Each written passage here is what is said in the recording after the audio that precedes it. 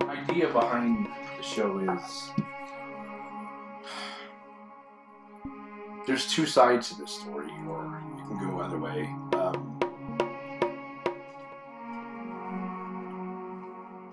For a few years, I was kind of focused on, and still am, the animals and the machinery aspect of it, and how that is going to be an inevitable ending to this game.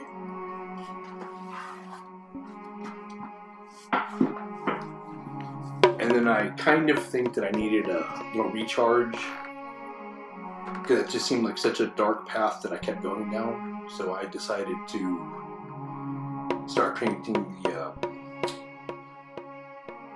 road we should go down, which is animals and like gemstones, and how people should treat nature the way they covet their